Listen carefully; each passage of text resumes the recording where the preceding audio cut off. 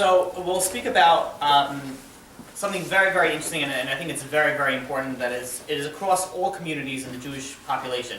So to begin with, we're going to go through. You're going to have to stay with me for a few minutes. We're going to go through the sins of the destruction of the first Beit HaMikdash and the destructions of the second Beit HaMikdash, or the differences. And then we're going to go and lead on to the fact that we have separate communities, and it's separate communities that stay separate. And it's very, very not good. There's a big lack of unity. So the first Beit HaMikdash we know was destroyed for three things: idol worship, murder, and sexual immorality. The second, and how long was it destroyed for? 70 years, or 74 years, whatever, 76 years. It was destroyed for a very short period of time. The second Beit HaMikdash was destroyed for one thing: baseless hatred, with hating somebody for no reason. Sinat chinam. And how long was it destroyed for? 2,000 plus years. We're still waiting for the Beit HaMikdash. That's worse than sexual immorality and all that. Very good. So, yeah, that's what they say. They say that's what we see from here. That baseless hatred is worse than all those things combined. Now, there's a whole discussion. How is that possible? I mean, murdering somebody versus just hating somebody in your heart. You can't explain that. So I don't know if we'll have time to answer that question, but it's a whole topic in itself. By sexual immorality, do you mean like spill of seed and all that? It's referring to that is included in or outside of marriage. That's also that. What it's for focusing on is outside marriage, but it's all sexual. What's a bastard in Hebrew for that? A mamzer. Mamzer. Yeah. Okay. So I'm going to tell you a few things, a few different pieces from the Gemara. I heard this from Rabbi Daniel Gladstein, and he explained it unbelievable. There's the Satan, right? The Satan. Satan. Am I saying that right? Satan. Whatever. That's where you're from. Santa. So if you when the time that God is going to destroy the Satan when Mashiach comes. But God calls the Satan bad, evil. Now the obvious question is why? Satan is an angel. The evil inclination is an angel, right? He's an actual angel. He's an actual angel. An angel? He's an angel. So I thought it was a force. It's a force, but it's an angel. He's an angel. His job is to make the other person sin. So now why is God calling him evil if he's doing his job? He's helping other people sin. He's making other people sin. That's question number one.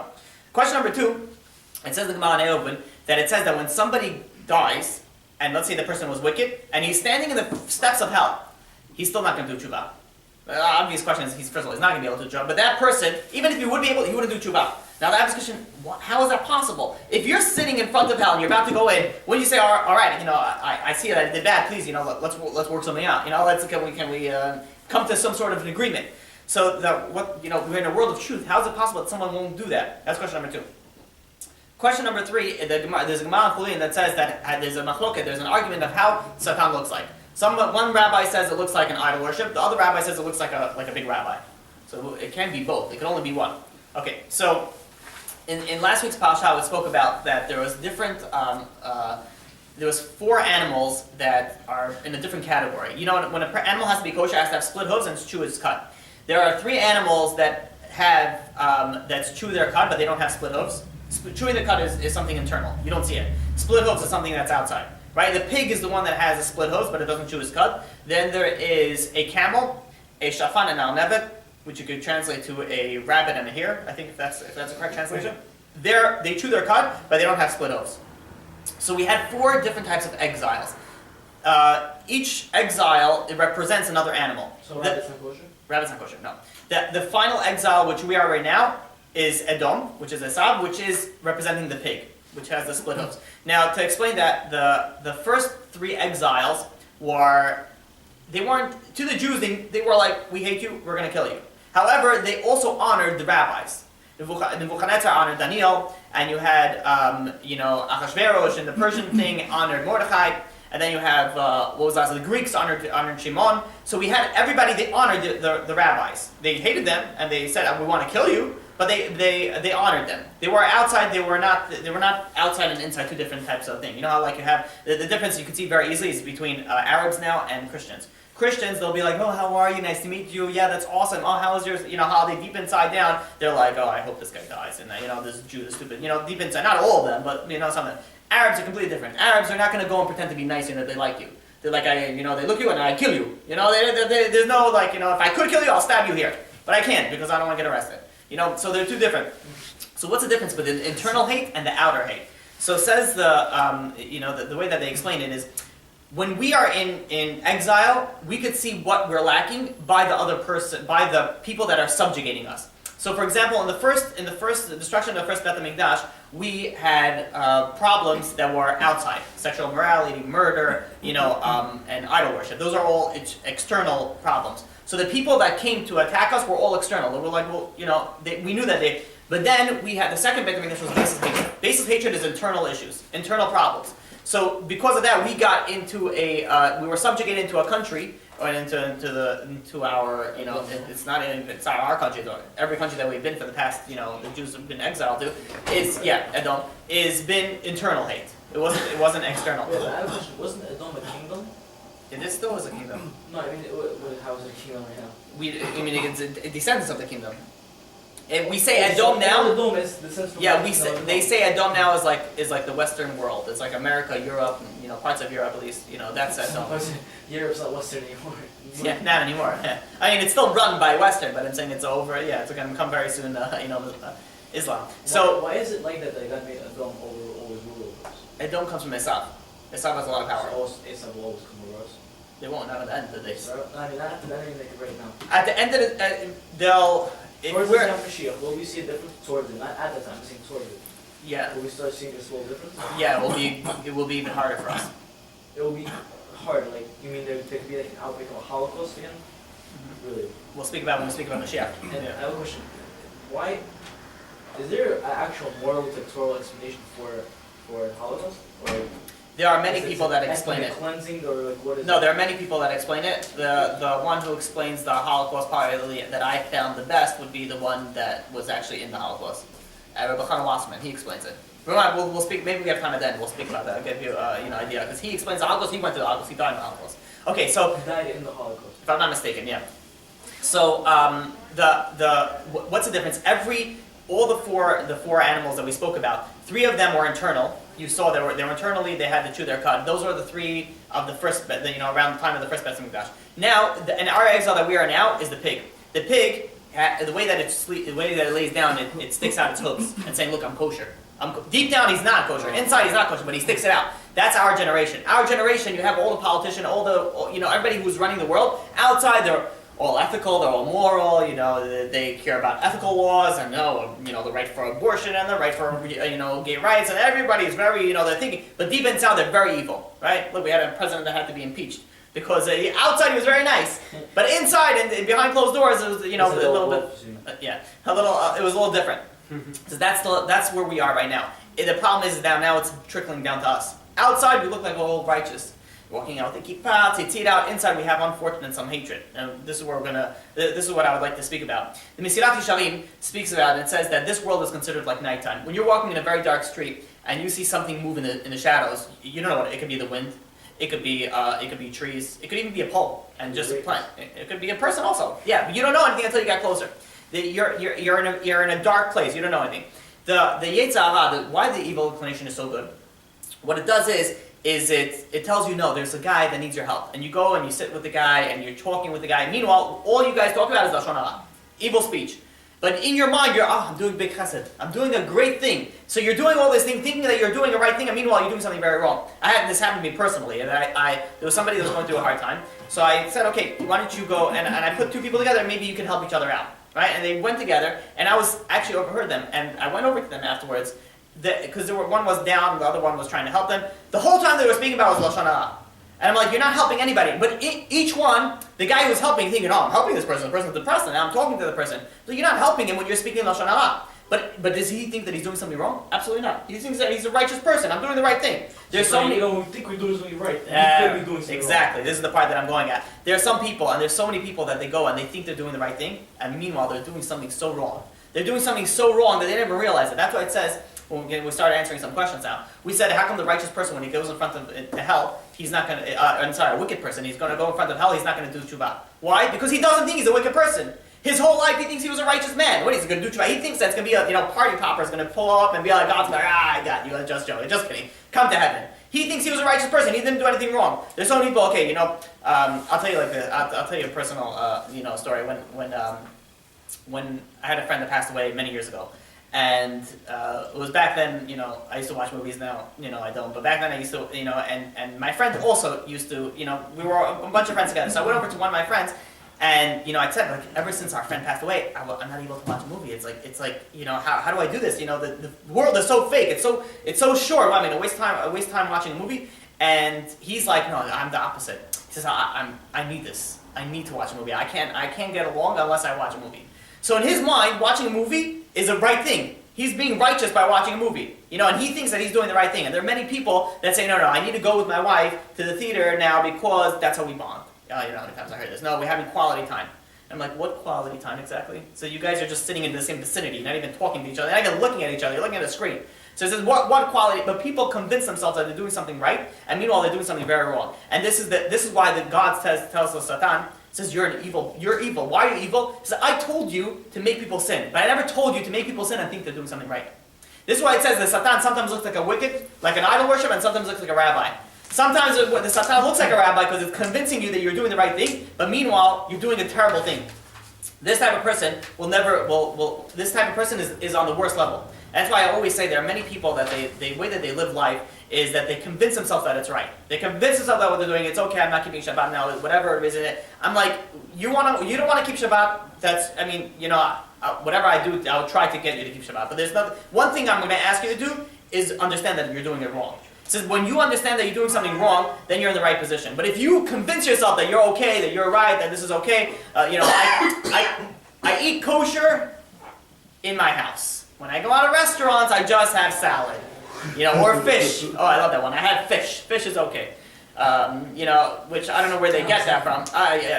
These are things that I'm telling you. People tell me, oh, I have salad, I have fish, or I don't know. I think someone once told me he only has chicken. Which, you start with salad, then you taste the fish, and then you taste the chicken. Before you know, you're tasting pork. But no, you're making a bracha beforehand. It's okay. People convince themselves. Yeah, but you don't know where it was cooked. You know nothing. No one. Yeah. It's an excuse that we all, for the person that never kept the Shabbat or never kept kosher. Right. We're in denial. It's a denial. Yeah. The problem is denial is a very bad thing. But it's really hard. It is very hard. I'm not saying it's easy. Everything that I'm saying now is much easier said than done. But the point is, it has to be said. No one says it. Right. So the point it has to be said, and there's a difference when it makes an impression on the person. There are so many people that I speak to that they live a fake life. And it's one thing if you live a fake life, but you know it. It's another thing if you convince yourself. I said this a few times. So what's the difference between a lie and an excuse? When you lie, you're trying to tell, you're convincing somebody else of something that's not true. When you're giving an excuse, you're convincing yourself. You're faking yourself out. So that's the worst thing, is that when people rationalize their sins. They rationalize and say, no, it's okay if I do this. It's okay if I live with a woman beforehand, but I'm getting married to her, I have to know how she is in bed. No, that's not how things work, And then, I have to try. How am I supposed to, maybe I'm going to get married and I'm not going to, it's going to be a big problem. And I'm like, you have plenty of other problems to worry about now than that right now, right? But people convince themselves the craziest sins that they're doing the right thing. They're doing a mitzvah.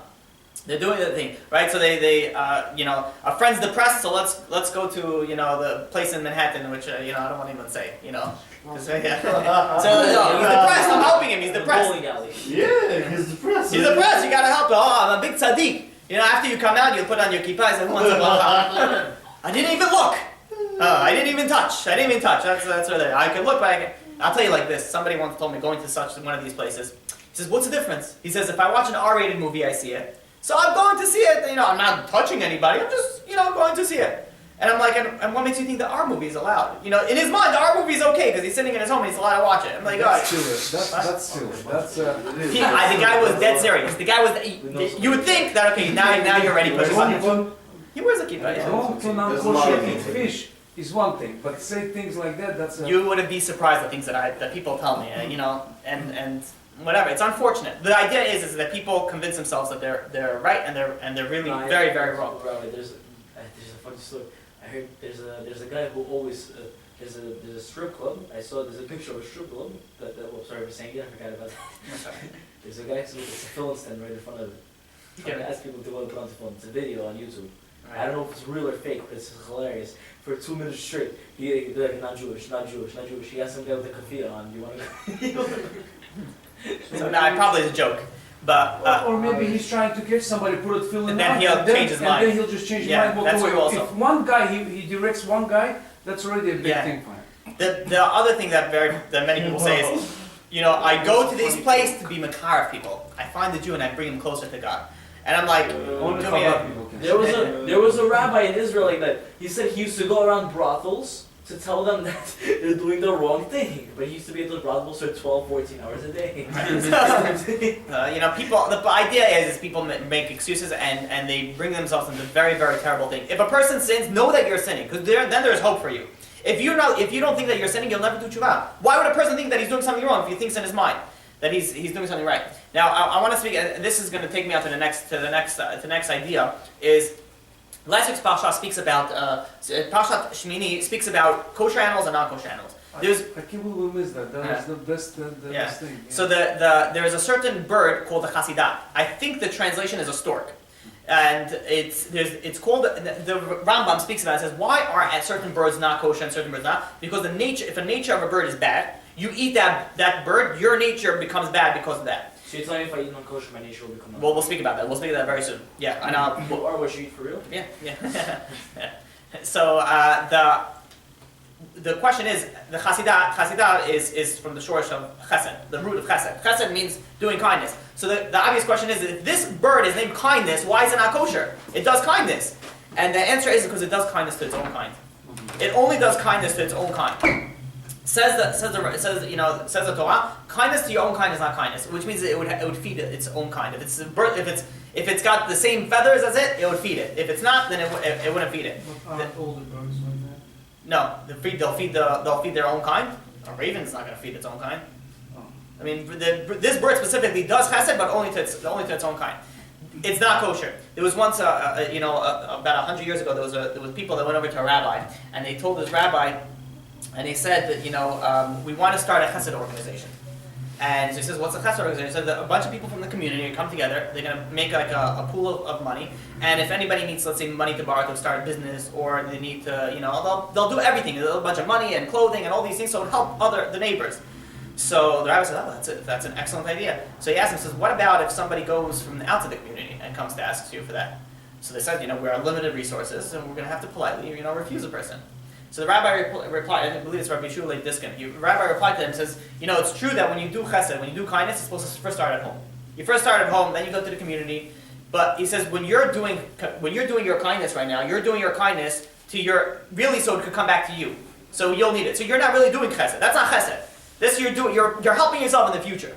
He says chesed is giving somebody else without any unconditionally. If you have a very close relationship with two friends, right? Two friends are close to each other. They're not going to be like, okay, I'll do a favor now, and then you take out a little black book and be like, one favor, two friends, and you start counting. That's not a friend. That's somebody who's expecting, that's a partnership. You're expecting something in return. Chesed, doing kindness, is doing kindness without expecting anything back. That's why the Torah, there's somebody, if let's say somebody, Mr. A injures Mr. B. So there's two ways to look at it. Mr. A has the right to collect from Mr. B, or Mr. B has an obligation to pay Mr. A. The way that Torah speaks about it, it doesn't speak about it in rights. It speaks about it in obligations. It says we don't look at our life as I have a right to my property, and you have the obligation not to infringe on my right.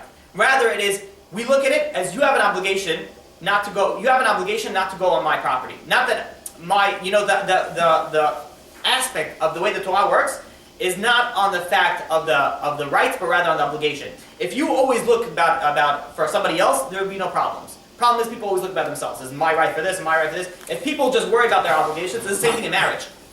In marriage, so a guy thinks, okay, I'll work, my wife will take care of the kids, and she'll have a warm dinner. So right now you're looking at your right and her right. I mean, so you have the right to have this, and she has the right for you to work. That's not a happy marriage. A happy marriage is you just look at what you need to do for the other person, not what you're getting in return. So, and to finalize this idea, there was once a big rabbi, a righteous person. I don't know if it was a big rabbi. It was a very righteous person. Somebody knocked on his door to collect money. Now it was unfortunately with this person, had this bag collection. So he smelled really, he wore bags and he smelled really, really bad. So the rabbi quickly gave him $1 and sent him away. Then 2 minutes later, the rabbi runs out of his house and starts chasing the beggar, and he gives him another $1. And then, the wife sees, he gave him $1, and then he gave him another $1. So the wife goes to her husband and says, you gave him the money already, why'd you run out and give him money again? So the righteous man answered, says, when he came to my door and asking for money, he says, I just wanted to get rid of it. It smelled so bad that I wanted to go and give him $1 so he could get out. Then I realized that I'm not doing charity. I'm just getting rid of him. He says, now I have to do charity. So now I ran out after him and I gave him money because I wanted to do charity for what it is. Now there's a very, very big problem in all communities in the Jewish population. And that is the idea that everybody sticks to their own clique. When you're doing kindness to your own kind, that's not kindness. There's a story, and it's not only in America. It's all Jewish population across the world. In Israel, it's a big problem. In Israel, there was a story that I don't know if it was a man who was not part of the community, and he tried to get his kids to school. He had a very hard time getting kids to school, and he also had a very hard time getting shidduchim, getting people to date his daughters and his sons, because he was outside of the community. He was not part of the community. Unfortunately, this guy ended up committing suicide. He ended up killing himself because what he's supposed to say is, Daddy, why nobody wants to date me? He says, good, because your face is a different color than everybody else's, because your last name is not the same as everybody else. What is a father? There's a certain point that a father can't handle it anymore. You couldn't say his kids can't go to yeshiva, the kids can't do that. So this is not, and I'll tell you, this is a story that I cannot believe that it's real, but it's unfortunately, there was a guy who started up a business, and he had 2 investors from a certain community. And he was not part of that community. And he started up the business, and after a few months, the cash started flowing in, and the business took its feet off the ground. And they went over to this guy who started a business, and they completely cut him out of the whole thing. They completely, sketched him, and he got, screwed up everything. So, he went over to them afterwards, and he says, they were Jewish and were not religious. He went over to them and says, how do you do this to me? I have a wife, I have kids, I have to feed my kids. I'm the only one who's working. How do you just, steal everything from under me? And they answered, and I cannot believe that this is true. I don't know. This is what they answered. They answered him. They says, we don't care about your wife. We don't care about you. Your kids are not part of our community. You're not of our community. Your wife doesn't matter to us, and your kids don't matter to us. And he says, goodbye. I'm like, is this a Jewish nation? Like, what is going on over here? And you say, okay, this is an extreme case. It is all over the place. So somebody's coming to you for a business loan or something like that, and they come. So they're not in your community. You're not going to give them money. That person. That is not the Jewish nation. That is a Hasidah. What is a Hasidah? That's a store who does only kindness to its own kind. There are many times that people have come over to me that they date. The question is that they can't find any dates. So I'm like, okay, so if I set you up with a date with somebody from not your community, something very close. Let's say it was a Sephardi community. In Sephardi communities, there are very similar communities and surrounding them, but it's not the same. So if I get you a guy or a girl for your son or daughter, but it's outside community, you'll date the person? No, I can't. No, this community is too cheap. This community abuses. This community does this. This community does that. So there's a reason why we have so many people that are single. There are so many. We have such a big problem with the marriages right now that the people are not getting married. And what is the whole big deal? This is the part that I don't understand. Oh no, they have different customs. I'm like, what customs? You're not even religious. What customs do you have? And this is the part that I said before. So what? So they're not going to be able. Your wife is not going to be able to make oshia bachi, right? So you're going to make pluff instead, right?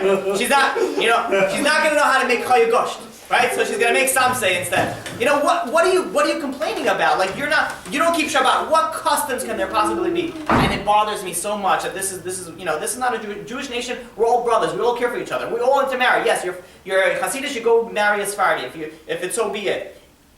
I say like this. I say to the people, listen. If they are getting, let's say somebody is a certain community and he gets girls and he's dating girls in that community. He has dates. Fine. You want to keep it in the community. And you're more comfortable that way. Fine. But if you have nobody to date, and you have other options, and you say no to that, how do you know that? And I once asked this somebody, I said, what happens if your soulmate, he said he's not only dating in his community. I said, what happens if your soulmate let's say your soulmate is Persian, and not the Bukharian, or not whatever it is. So he says, I guess I'm not going to marry my soulmate. That's what he told me.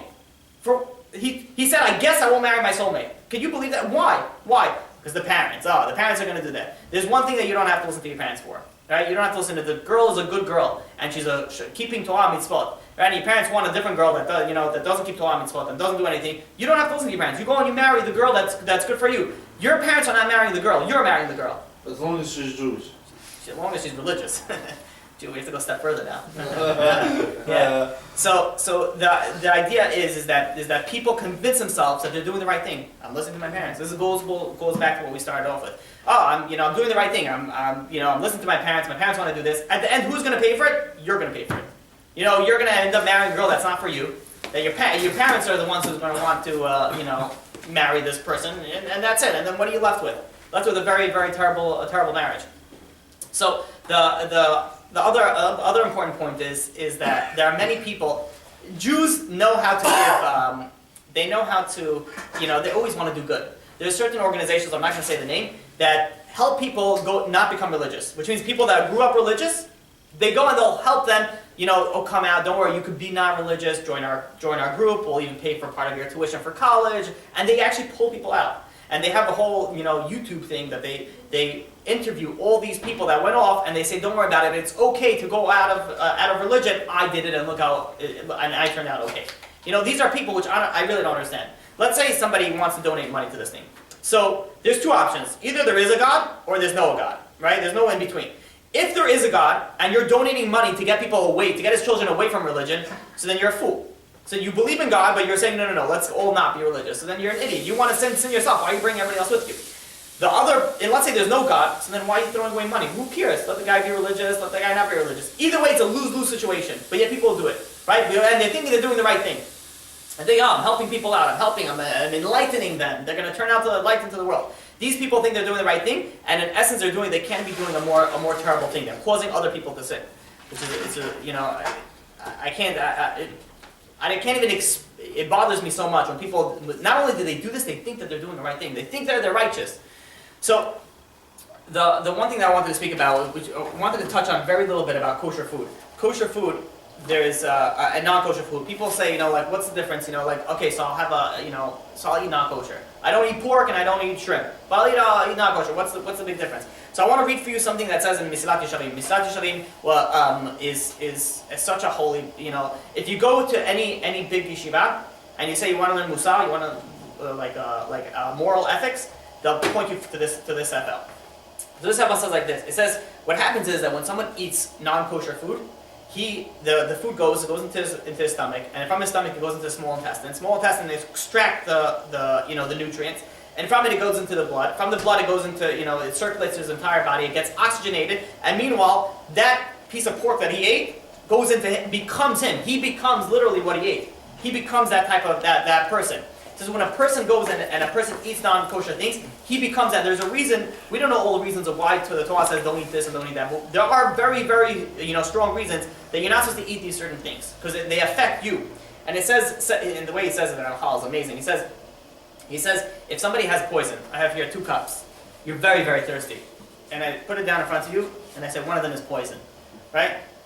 Forget about dying, God forbid, and things like that. It's going to cause you to have crazy diarrhea for a week. But you're so thirsty. Is anybody in the right mind going to drink it? No, nobody's in the right mind going to drink it. He says, if somebody goes, and he says, if somebody would understand that non-kosher food is like poisonous food for the soul. If somebody realizes that, and the way he says it, he says, if anybody who has a brain in his head, that's how I'm literally, accordingly, anybody who has a brain in his head, that's how I'm word for word translating. He says, he will consider non-kosher, forbidden foods like poisonous food. Forbidden foods, by the way, is not just pork and that. Food doesn't have a good hefsha. It wasn't shafted properly. Or, it was shafted properly, but it itself wasn't nifala. It's forbidden. It's also a very big problem. He says if a person is presented with possible poison, when a person eats it, he's not sure if it's good or not good. But a person would never touch that food. So certainly if you're not sure if it's kosher or it's not kosher, it's poison for the soul. A person should not be doing that. And he says that if he's lenient, he says he would be considered nothing but an absolute fool. Nothing. He says this is poison for the mind and the soul. So that being said, people don't understand. People go and they say, I had once somebody ask me, he says, I have 2 options. He says, I'm going to keep Shabbat or kosher food. So I'm only going to do one. What do you think? Don't do either one. So either you do the 2 of them or you don't do anything. No, you got it. So I said Shabbat. And I asked the rabbi just to double check, and it's 100, it's Shabbat. But kosher food, people don't understand. People think of kosher food, okay, it's just food. But you become that food. It's a very big, it's crazy. And I want to read for you, there is, the Chassam Sofer says, he says, there is, out of all the mitzvot to eat, we really only have one mitzvah to eat something specific. Which means we don't have nowadays, korbanot. We don't have nowadays all these, things that we have to eat that we used to eat in the temple. Nowadays, there's just one thing that we have a mitzvah to eat. Matza? Very good. Excellent. Yeah. So he says there's a whole discussion about it. I'm not going to get into it. Maybe we'll touch upon it in a different week. But it says that a very righteous person, God won't allow him to eat forbidden foods. And then we bring forbidden things. And then we bring all different types of proofs. So we see rabbis, let's say, accidentally ate on a fast day. So the answer to that is that even though they ate on a fast day, but they ate kosher food, they didn't eat inherently forbidden foods, right? Now, what's the big problem with inherently forbidden foods? Because the way we just said it would completely contaminate your mind. I believe the story is with the Rambam, Maimonides, where he says that there was somebody who once went over to him and asked him a whole, slough of philosophical questions. How do you prove God? And how do you know God is here? And prove to me all these things. And Maimonides was a philosopher. He was able to answer them. But the way that he answered it, he wrote him like a paragraph. It says if someone eats non-kosher food, the non-kosher food goes into his body, and then, like I explained before, it goes into the blood, and he says, and his brain becomes fogged up.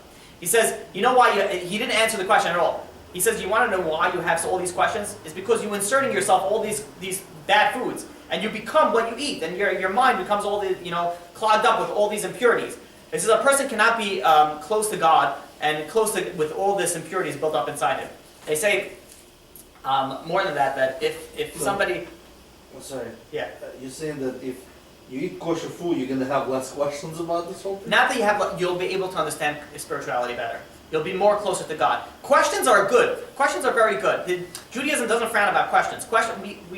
Judaism, they ask your questions. Ask whatever you're not sure about. Anything that you get at, idol worship, sexual, anything is good to ask. Because if you don't ask, you don't learn. Right? Not like other religions where you're not allowed to ask anything.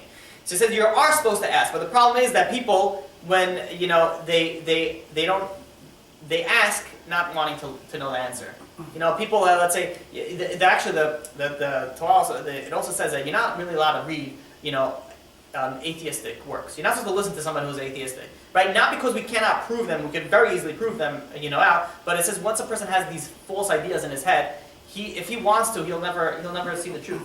He says you're introducing bad into your life, and if you introduce bad into yourself, into your soul, into your body, you could still see the truth. You could still do all these mitzvot, but it'll be very cloudy. Very, very fogged up.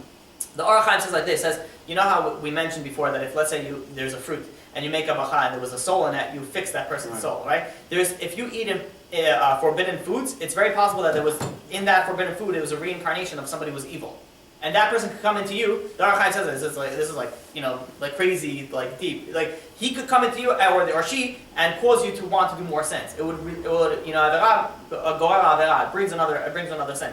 So, it's not, people think about it, it's just it's just a salad, it's just this, it's a lot more than that. So what's the whole thing with matzah? Matzah, everything else, we have, let's say Shabbat. Shabbat we have to eat also. But Shabbat, you don't have to eat this chicken, you don't have to eat this challah, you don't have to eat that. You have to eat. You have to eat this, it's good to eat it. There's only one time when you have to eat something specific, and that's matzah.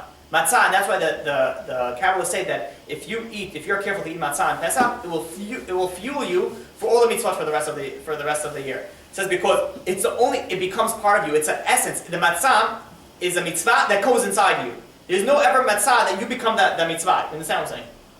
So he said, it's crazy that we have Pesach coming and people are always worried. Oh no, man, I'm going to get constipated. So if you eat matzah, it will clean. You're talking about clean your body from for the rest of the year. It would give you it would help you do all the mitzvot for the rest of the year. It's not going to clean your. It's not saying that you should do this. Eat the matzah and then you're good for the rest of the year and then you can do that. But what I'm saying is it becomes part of you. The mitzvah becomes part of you. You're just like it's a food that's becoming part of you that is on a very high level. Okay. Do we have a few more minutes? Yes, we have another class today. I do have another class. Yeah. Okay, Zoom. So yeah, but I had a bunch of stories that I wanted to say, but we'll save that for next week. On Pesach. Next week we have to speak on Pesach. So the idea. The idea behind it. We'll be done in like 5 minutes. So you ever realize that? You ever think about it?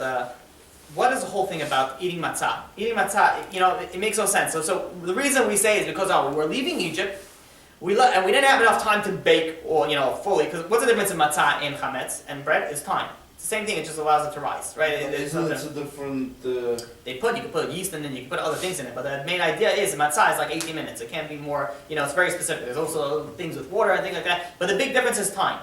We were rushing out, right? We were rushing out. So then we only took whatever we could, and it was only Okay, matzah. but how was it was told them to make matzah? This is the ingredients was sort to of- make it, or it was A very good just question. that people just started to make it And then they were at that. yeah, So it that happened that So matzah. this is the question that I'll ask, that I wanted to ask is we're talking about Jewish mothers, right? Jewish mothers, if you're going on a trip to Miami, where there's about 20 kosher restaurants, she'll pack you stuff and stuff and stuff and stuff, just in case. So you walk on the plane with bags of food, right? When I used to go to Israel when I was younger, my mother would make sandwiches and baklava, all these things, a whole slow thing, and I'm like, there's kosher food on the plane. They're giving you glot kosher food, and they're giving you, we're going to blend in Israel.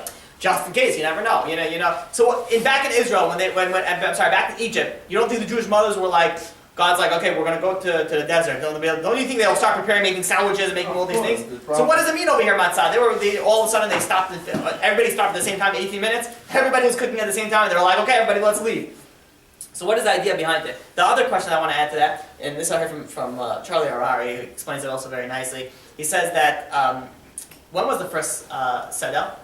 You would think the first Seder, the first time that they did the Pesach Seder, would be the year afterwards, an anniversary. And the answer is no, it wasn't. It was the night before they left Egypt.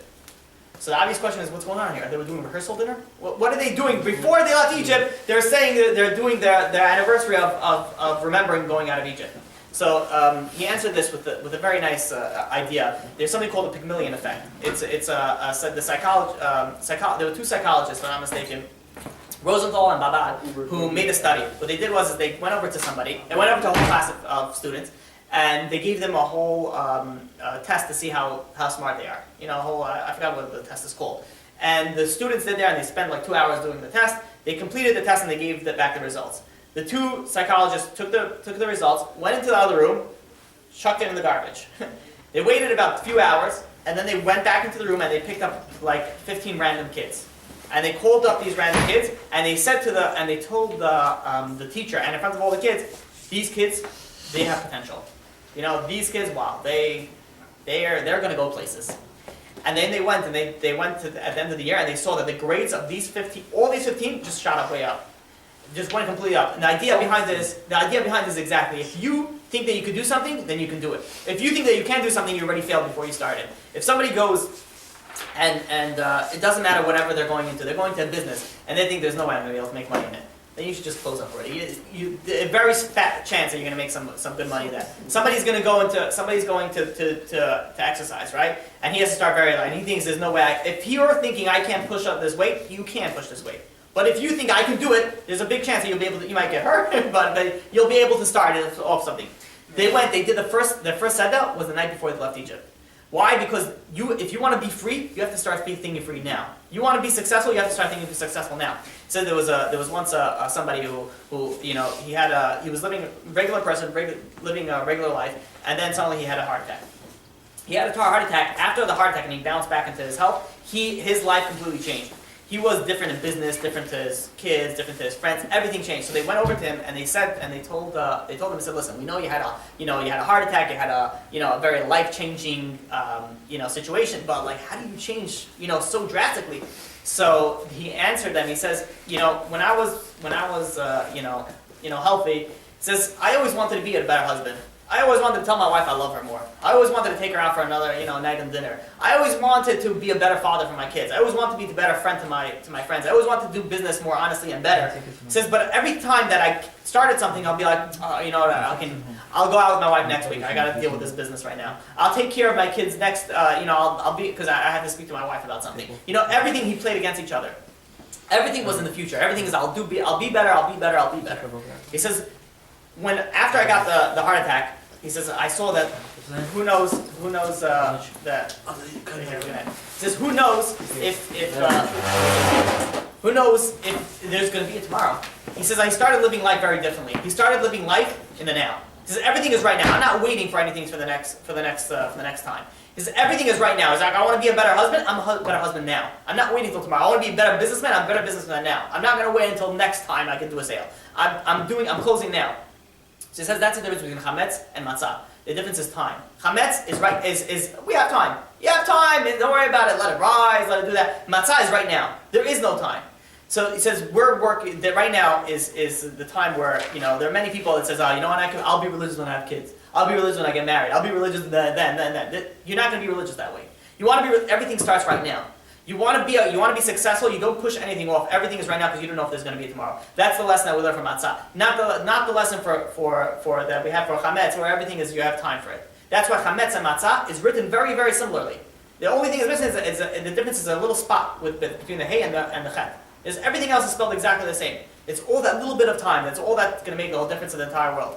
So my blessing is to everybody that we should live the life of now, and not going to say I'm going to be better later. It says you don't be better later, you be better later right now. But still, you still didn't say who told them to make matzah. Who told? Was their decision to make this kind of bread because they were rushing out, or was actually that somebody came and said that this is the ingredients and this is what we gotta make? So that's a good question. So he's saying, from my understanding, and I may be incorrect in this, is that they were given the opportunity, they were cooking, and they said, we gotta leave now. And they didn't have time. Granted, it's very possible they did have chametz on them. It's very possible they did it. There was no law that they should. It's very possible that they had chametz on them. But the fact is that we left now. We didn't leave in 5 minutes. Because every minute you could lose another person. Another person could be like, God, whatever, who knows again. So every soul is at any minute. So it's very possible they did have chametz. And it's very possible that the idea is the time-wise. It's right now, we're leaving right now. And whoever had it had to stop, take whatever they had and go. So they left Egypt, and after they left Egypt, the next day, they first said their No, the day before they left. The day before they left, they did the seder. Oh, the day The before. night before, yeah, the night before they said the seder. Because if you want to be free, you have to think free now. Right? Like you were saying before. Okay. You want to think that you own the place, you got to walk like you own the place. Right? You consider, you walk into a place, that you're not sure if it's, I've done, when I was younger, I've done that. I walked into like these places with full security, and then no one stopped you. Until you get to the end, they'll be like, what are you doing? And then you gotta come out. But Did they have matzah the night before they left? that's a good question. I don't know I'm not sure. I'm Right, not sure. that's- It's a very good so- question. Yeah, I don't know. So if they had matzah the night before they left, so that means they didn't rush out, and Right, they still right. they were making. That's what I'm saying. The idea was not that they didn't have chametz at that specific Right. time. The idea was that it's all. Okay, Yeah. so So I don't know. I don't know. when It's a did good question. actually Passover happen to celebrate? Every year after that. It was the seventh. Was it before? So it's not count as that seder before the night. It says that they had a seder. Now, what does that mean? That's not the same. Right now Passover is 7 days, or whatever. So it's a certain amount of time, 8 days. What is it? 7 days. So 7 nights, right? 7, yeah. So you have this certain amount of time. When they went out, the next day they traveled. They went. They didn't. The following year, that's when they started the whole the Pesach seder for generations to come. Yeah.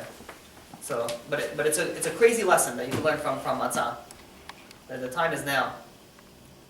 Gotta wake up and start living the moment. Yeah. That's It sounds like